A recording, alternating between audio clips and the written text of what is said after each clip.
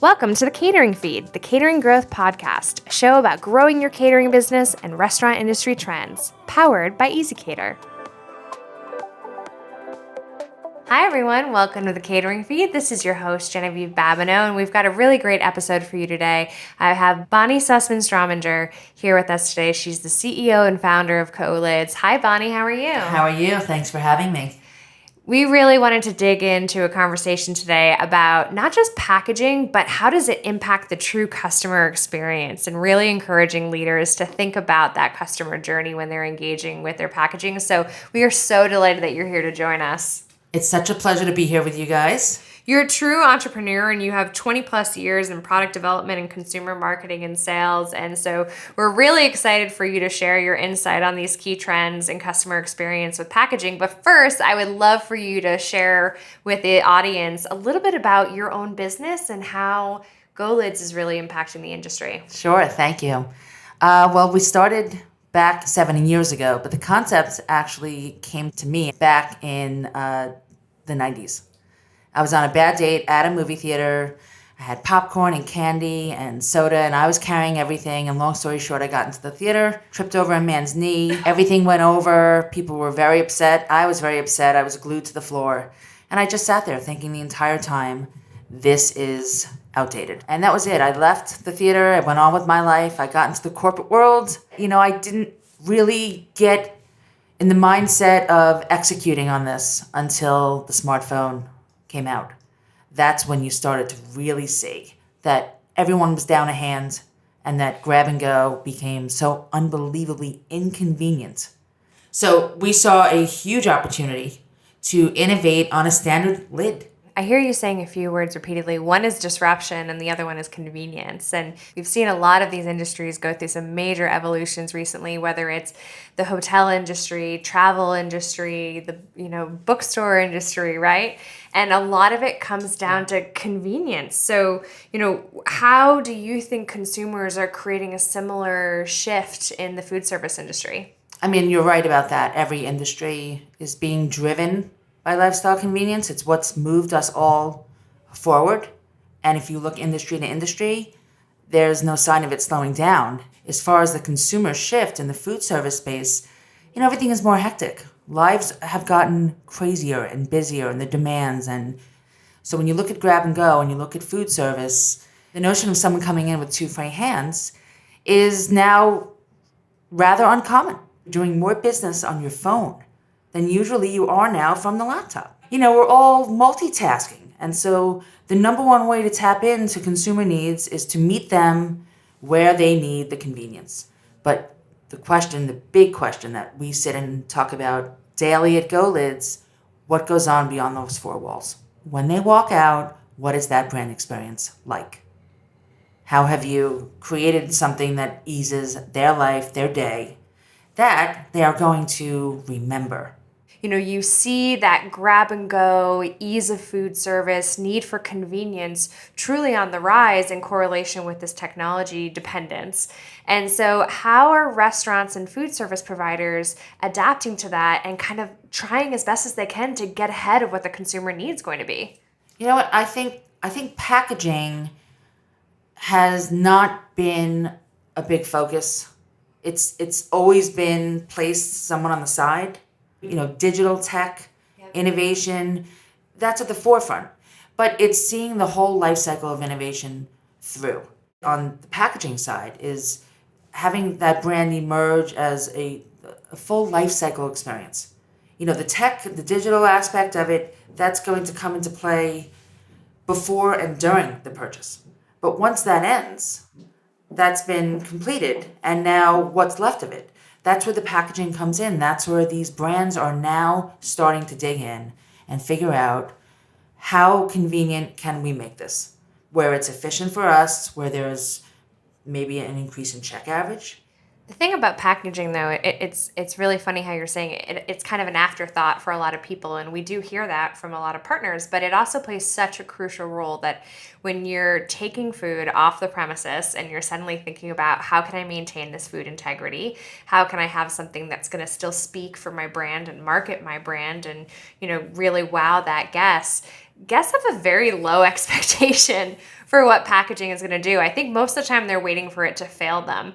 So when they do have that opportunity to engage with a brand who is invested in packaging that is thoughtful, that is intentional, that actually solves for some major problem, the guest has this ability to let go of the stress that they're regularly inconvenienced. And actually, it's a really fascinating way to differentiate yourself as a brand. It is truly a fantastic way, and I couldn't agree with you more.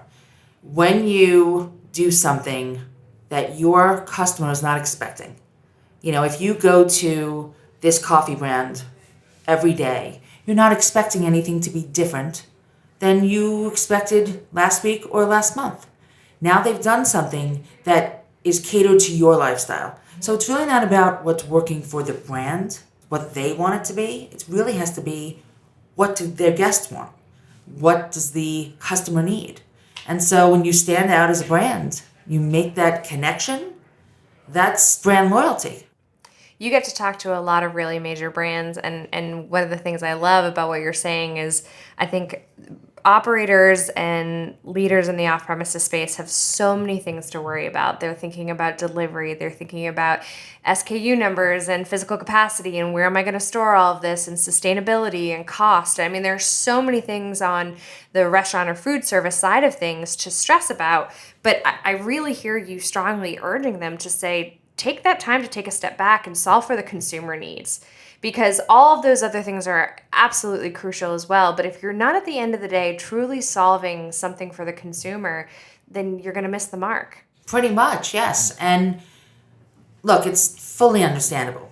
The integrity of your food, food and beverage, it's all primary, obviously. If your product is not up to snuff, then none of it matters. But now that that's solidified, what surrounds that? Okay, so how do we make it more convenient? They can go on the app, skip the line, pick it up. That's a great experience. But that experience is now ending at that fourth wall before they walk out the door. And it continues into the street, into the car, into the office, down the subway. Everywhere you go, that brand experience continues. That whole life cycle goes on until that cup goes in the garbage. And it still goes on even when it goes in the garbage because you're going to most likely tell someone about it. In an effort to try to capture that customer for life, what are some of the key trends that leaders need to be thinking about in the packaging space in the next, whether it's 6 months or 3 to 5 years?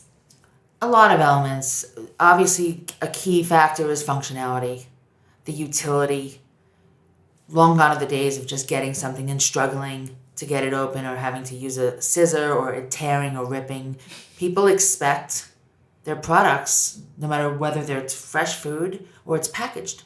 People are expecting it to be grade A, first class product. And anything that disappoints is a ding against the brand because it doesn't stand up. They have to be looking at graphics, the image of the product, how it even looks on the shelf or how it feels when they take it. What's the feeling in the hand? I mean, these are the little particulars that we sit and obsess over at our company. But these are the things that consumers notice, and I notice them. If I get a package and it's sharp or something sticking me in my hand, I will look at the cup. I will look to see what just cut me. You see this? I have a cut on my hand. This is from a package that I got a couple days ago. And it just had something sharp sticking up, and it kind of nicked me. Am I never going to go back to that brand? Of course not. I love that brand. I will go back, but it's still in my head. It's still a memorable moment to me saying that didn't need to happen. All this focus around so much technology, how come this wasn't one of the points? I think brands are also thinking about, where do they invest right now? Marketing used to be a little more straightforward. Used to have people just pounding the pavement or handing out bounce backs, or you'd put up a billboard or take out an ad in a magazine. And marketing in this world is now a far more complex conversation. And so one of the things that I think packaging can be really useful for, we hear our partners talk about this all the time, branding. You have this branding component that you could be walking around New York City for how long holding that takeout before you actually get back to your office, or that catering bag is going how many blocks until it gets to its destination. And so now suddenly, not only are you thinking about a digital investment, but out in the real world, you've got your logo out living and thriving or struggling. For me, the marketing, I don't think there's one brand out there right now that is not working on organic content for social media. That's where the fire is. Everybody wants to put something up, something relevant. Now, I'm not going to go put up a picture of a box with a sandwich. I don't see anyone liking it. I don't think it would be relevant content.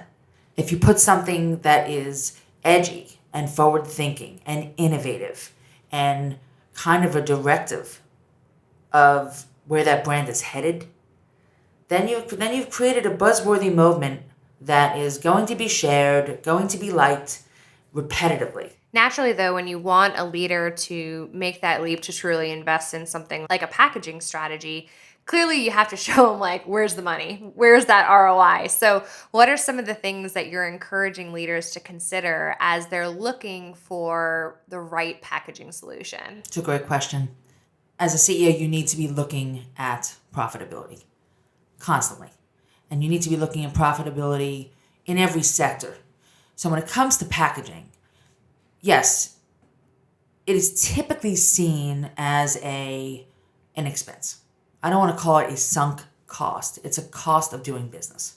For us, where I am trying to coach leaders and push them into a more profitable space with what packaging can do, even though it's never really been done, is show them that a package can be way more than just a commodity.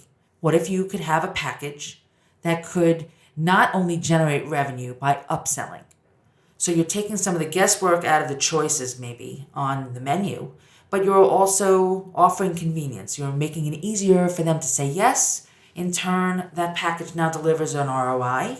So what we know and what I'm trying to impress upon the leaders we're meeting with is the package itself can be the catalyst that creates the bump on the bottom line. There are options in the market, like us, that can offer you this opportunity to not only increase your bottom line, but efficiency and even speed. You're knocking out other packages in the process as well. For GoLidz specifically, you're getting rid of a burger holder, a fry holder. You're getting rid of a bag. So there are other things you're knocking out in the process. And then if you look at what's my spend and what's the ROI, what am I getting back financially, and what am I getting back from the brand? What kind of loyalty have I created by offering this product? And if you look at brand loyalty that way, it is also ROI. Because if that customer is continuously coming back to that brand and choosing you over another brand down the road, that's also ROI on a package.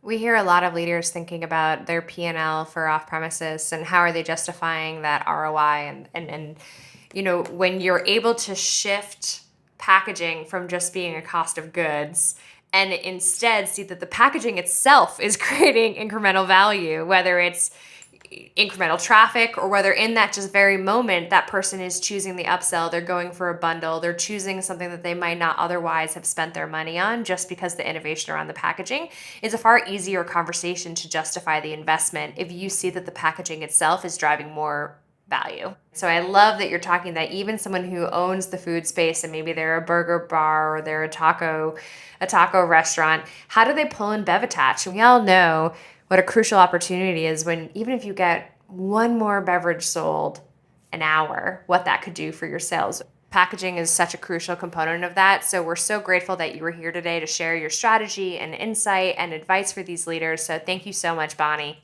Thanks for having me. It's been an absolute pleasure. If you enjoyed hearing our episode today, you are going to love our Catering Growth Conference, Cater Up.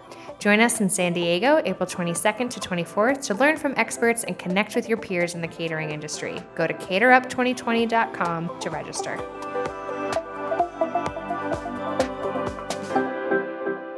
Thanks for listening to the Catering Feed, powered by EasyCater.